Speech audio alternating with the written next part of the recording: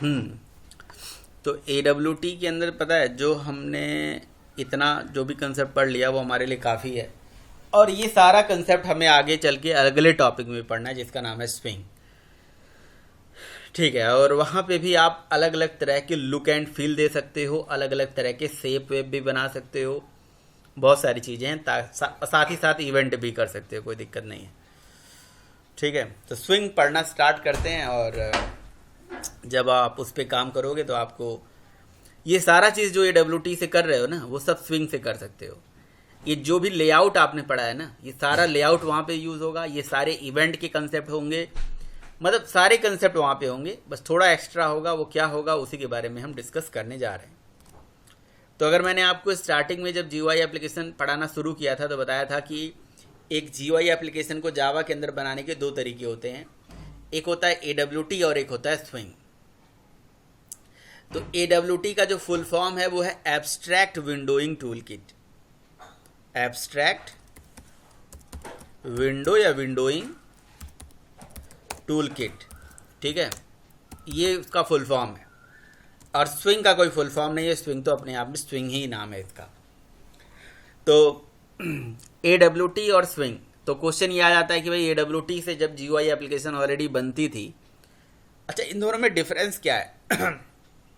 पहला डिफरेंस है कि ये तो JDK 1.0 से है, JDK 1.0 से चला आ रहा था, और ये JDK को 1.2 में लॉन्च करा गया। ये JDK के 1.2 में लॉन्च करा गया, ठीक है। तो क्वेश्चन ये था कि भाई जब AWT से GUI एप्लीकेशन AWT से GUI एप्लीकेशन ऑलरेडी बनती थी तो स्विंग क्यों आया, ज़रूरत क्या पड़ी? ठीक है, तो उसको जरा हम समझते हैं। अगर वो आप समझ जाओगे तो आपको समझ में आ जाएगा AWT और स्विंग में क्या डिफरेंस है। देखिए, AWT से GUI एप्लीकेशन जो बनते थे उसमें सबसे बड़ी जो दिक्कत थी, सबसे बड़ी जो समस्या थी, वो ये था कि AWT के कंपोनेंट्स प्लेटफॉर्म डिपेंडेंट्स थे। कंपोनेंट्स का मतलब तो समझ रहे हो ना आप, button, label, text field, checkbox, ये कंपोनेंट्स होते हैं। इनका look and feel platform to platform vary होता है। मतलब अगर आप AWT का कंपोनेंट, यानी कि AWT का कोई GUI ऐप, ये कैलकुलेटर जो आपने बनाया है, इसको लिनक्स पे चलाइए। लाइनेक्स में ओपन किया था सर, वो हाँ, उल्टा आ रहा, उसमें दूसरा ही कुछ आ रहा था, मतलब आ रहा था सब कुछ बन के, लेकिन ऐसा नहीं है जैसा विंडो पे आता है, तो वही है ऐसा ना, नहीं आता है। लुक एंड फील ही पूरा बदल गया होगा। तो बिल्कुल वो होता है। लेकिन उसमें ज्यादा अच्छा आ रहा था। अच्छा तो आ रहा था, जो भी है वो तो अ, अब लेटेस्ट ऑपरेटिंग सिस्टम पे चीज़ें इंप्लीमेंट करोगे तो उसमें चेंजेस तो हुए हैं। बट क्वेश्चन है कि क्यों? क्योंकि देखिए, AWT का फुल फॉर्म ही abstract window tool kit. Abstract का मतलब होता है सो फंक्शनैलिटी हाइड कॉम्प्लेक्सिटी, समझ रहे हो ना? मतलब फंक्शनैलिटी आपको दिखती है किसी चीज़ की, कॉम्प्लेक्सिटी आपसे हिडन होती है। तो क्या मतलब है इसका? मतलब ये है कि जब जावा बनाई जा रही थी, जब जावा में GUI एप्लीकेशन बनाया जा रहा था, तो GUI एप्लीकेशन की कोडिंग करने के लिए button, label, text field, checkbox, ये सारा चीज़ बनाने के लिए जावा वालों ने क्लासेस तो बनाया, बट उन बटन्स को शो करने का लॉजिक या लेबल को शो करने का लॉजिक, उन्होंने कहा कि ये सब लॉजिक हम क्यों लिखें? क्यों ना हम एक काम कर लें, हम ये सारा लॉजिक ऑलरेडी हमारे पास हर मशीन में तो होता ही है, चाहे वो विंडो चाहे लिनक्स हो, वहाँ पे भी बटन होते हैं, वहाँ पे भी लेबल होता है, टेक्स्ट फील्ड होता है, चेकबॉक्स होता है। तो क्यों ना हम एक काम कर लें, हम एक जावा के अंदर जावा के अंदर जो मतलब एक बटन बनाएंगे, बटन क्लास बनाएंगे, लेवल क्लास बनाएंगे, टेक्स्ट फील्ड क्लास बनाएंगे। इन क्लासेस का जो लुक एंड फील है, जो मेन लॉजिक है, जो प्रेजेंट करने का लॉजिक है, ये सब हम क्यों ना अंडरलाइंग ओएस से कॉल कर लें, हमारा टाइम बच जाएगा। तो इसके लिए उन्होंने एक टूल किट नाम की एब्स्ट्रैक्ट क्लास बनाई।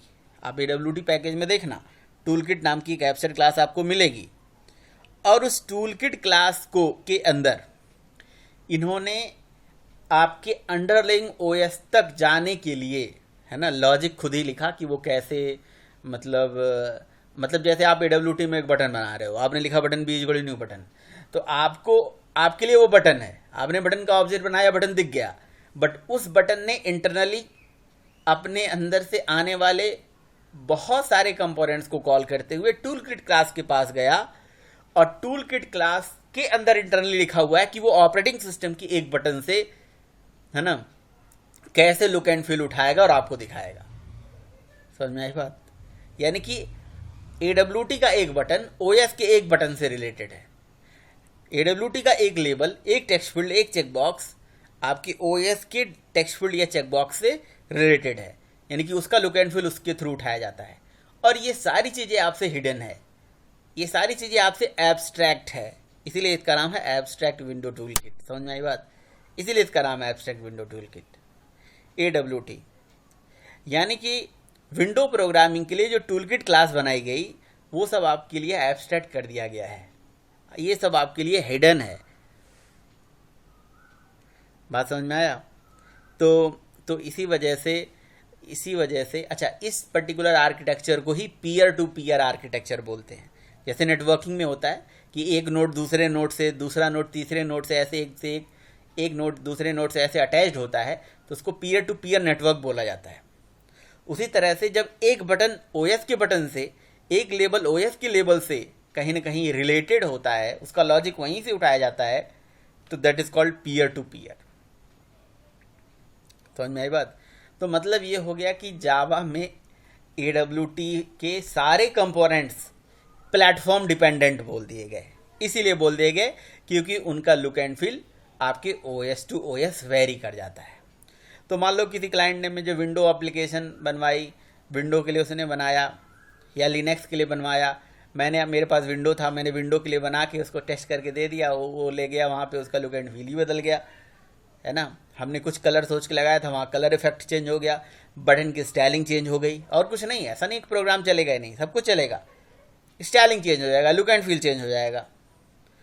तो कई डिफरेंसेस हो गए। आप बोल सकते हो AWT के कंपोनेंट्स प्लेटफॉर्म डिपेंडेंट होते हैं। AWT की कंपोनेंट्स का लुक एंड फील जो होता है वो कांस्टेंट होता है। कांस्टेंट का मतलब होता है जिस भी OS पे वो चलेगा उसी का लुक एंड फील उठाएगा वो, तो इसे कांस्टेंट बोल सकते हो। अगर मैं चाहता हूँ विंडोज़ में ही 4 तरह के लुक एंड फील आ जाए, मतलब कभी कुछ कभी कुछ कभी कुछ कभी किसी तरह से, वो नहीं कर सकते। एक ही प्लेटफॉर्म पे, एक ही OS पे 4 अलग अलग लुक एंड फील, वो है पॉसिबल स्विंग से, स्विंग में possible, that is dynamic look and feel, pluggable look and feel उसको बोलते हैं। उसके लिए प्लगइन की ज़रूरत पड़ती है, लगाइए, काम कर लीजिए। तो जावा की 1.2 में ये देखा गया कि यार जावा में कहीं ना कहीं एक ऐसा चीज़ आ रही है जहाँ प्लेटफॉर्म डिपेंडेंसी आ रही है एक तरह से, कि AWT के कंपोनेंट्स प्लेटफॉर्म डिपेंडेंट हैं, ठीक है। तो इसी चीज़ को माइंड में रख के इन्होंने क्या करा, सोचा कि क्यों ना एक काम करें, हम मतलब खुद का बटन बनाएं, खुद का लेबल बनाएं, खुद का टेक्स्ट फील्ड बनाएं, जावा में खुद के बटन के लॉजिक लिखें, खुद के लुक एंड फील डिज़ाइन करें। समझ रहे हो? हम OS के लुक एंड फील, मतलब OS के माध्यम से वो सारा चीज़ ना कॉल कराया जाए। तो यानी कि इसका जो फाउंडेशन है वो जावा में करना पड़ेगा, इसकी तैयारी जावा में करनी पड़ेगी, जावा में क्लासेस डिज़ाइन करने पड़ेंगे, जावा में बटन, जावा में लेबल, जावा में टेक्स्ट फील्ड, चेकबॉक्स डिज़ाइन करने पड़ेंगे, ठीक है। तो उन्होंने करा, और JDK 1.2 में नया कंसेप्ट लाया जिसका नाम रखा स्विंग। तो स्विंग का मतलब क्या है, और ये एक एक्सटेंशन लाया। अगर आप AWT के पैकेज की बात करोगे तो AWT के पैकेज का नाम है java.awt, ठीक है, java.awt। लेकिन स्विंग के पैकेज की बात करोगे तो स्विंग के पैकेज का नाम है javax.swing, ठीक है, javax। यहाँ x का मतलब होता है एक्सटेंशन। एक एक्सटेंशन लाया गया जावा में और नया पैकेज डेवलप कर दिया गया जिसका नाम है स्विंग। तो it is the extension of what, AWT। It is not a replacement of AWT, ये भी बात है, ये रिप्लेसमेंट नहीं, एक्सटेंशन है। ये नहीं कि AWT ख़त्म हो चुका है, इसीलिए पढ़ाया गया ना आपको। बहुत सारी चीज़ें हैं, जैसे लेआउट है, जैसे आपका इवेंट है, वो सारा कंसेप्ट यहाँ पे इम्प्लीमेंट होगा, सब कुछ इम्प्लीमेंट होगा। बस हाँ, इन्होंने जैसे AWT में बटन्स थे, लेबल थे, चेकबॉक्स था, टेक्स्ट फील्ड था, फ्रेम था, डायलॉग था, पैनल था, वो सब ओएस से उसका लुक एंड फील कॉल करा जाता था। इन्होंने सारा चीज़ जावा में डिज़ाइन कर दिया, उसका सारा फाउंडेशन जावा में क्रिएट कर दिया, इसीलिए उन क्लासेस को JFC नाम दिया गया, जावा फाउंडेशन क्लासेस। तो जिनकी फाउंडेशन जावा में कर दी गई, और उनके आगे एक वर्ड लगा दिया गया जे, मतलब बटन के आगे जे, यानी जे button, J label, J text field, J checkbox, जे फ्रेम, जे मतलब जे लगा दो, वो स्विंग का हो गया। जहाँ पे आप जे लेबल, जे बटन, जे टेक्स्ट फील्ड, जे चेकबॉक्स, जे कुछ भी देखते हो, जे मतलब जावा, उसका सारा लॉजिक, उसका सारा चीज़ जावा में करा गया है। बस यही कहानी है। और उनको भी हायरार्किकल मैनर में रखा है, उनकी भी एक हायरार्की है।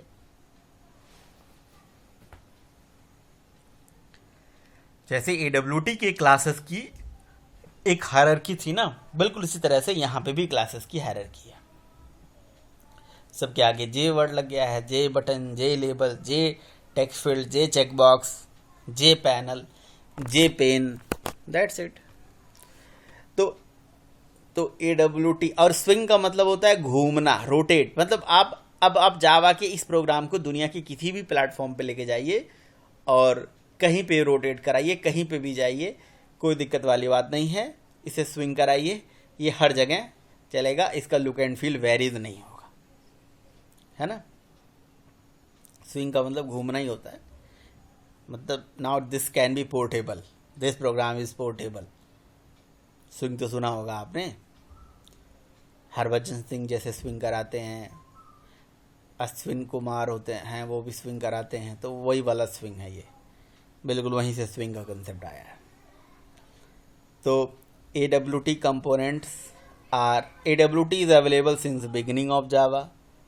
Swing was introduced in JDK 1.2 as a part of Java Foundation classes, JFC. AWT components are the platform dependent, Swing components are the platform independent. AWT का जो components हैं, the AWT components look and feel are constant, whereas swing component look and feel are pluggable, है ना, which can be varies, which can be कह सकते हो कि भाई which providing the different various kind of look and feel on same platform. AWT components support peer-to-peer architecture. Swing components support the MVC architecture. यहाँ पे MVC architecture follow करा जाता है। मॉडल व्यू कंट्रोलर एक आर्किटेक्चर होता है, समझा दूंगा मैं आपको आर्किटेक्चर, कि MVC आर्किटेक्चर में क्या होता है।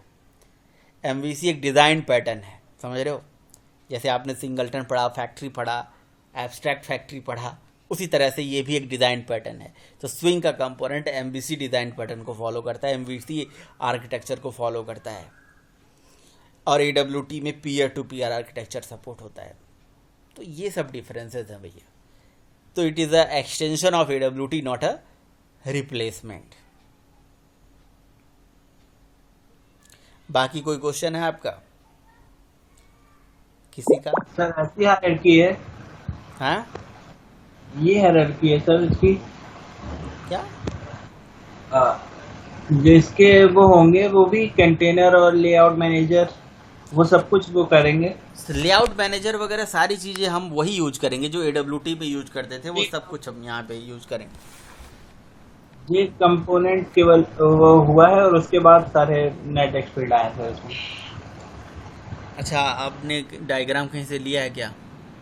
हाँ सर, वो भेजा, सेंड किया, आप देखिए। फिर आंधी आने लगी आज। आधी पानी, यही सब भैया। हाँ बिल्कुल यही है, यही है आपका। अच्छा किया आपने इसको डाउनलोड कर लिया, यही कंपोनेंट्स हैं। डाउनलोड कर लीजिए, तब सही खुलेगा, ये खुल ही नहीं रहा आपके में। ओके, सो सेव एज में जाते हैं और इसको सेव कर लेते हैं।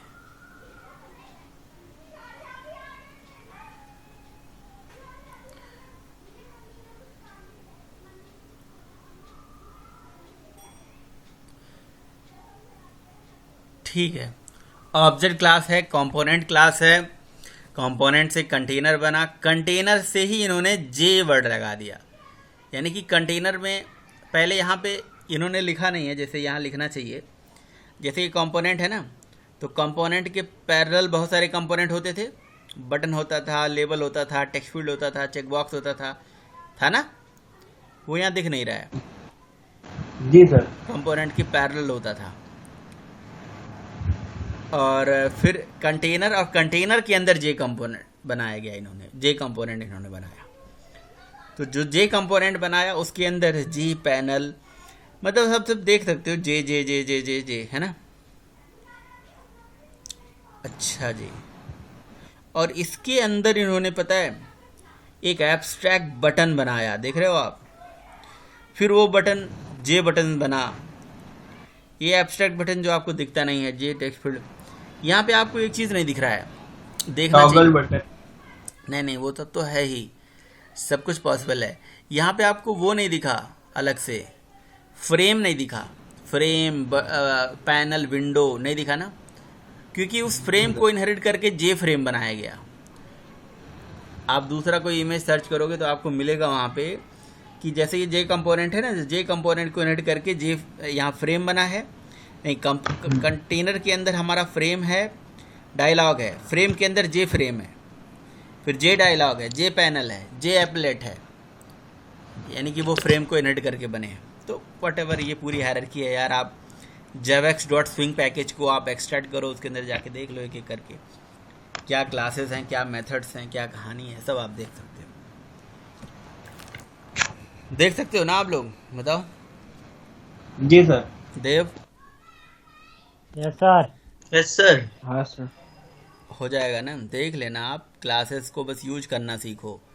अब जैसे आप स्विंग के अंदर वही काम करो, स्विंग के अंदर ही मान लो कि आपको बनाना है फ्रेम, स्विंग के अंदर बनाना है button, label, text field, check box, तो कैसे बनाओगे?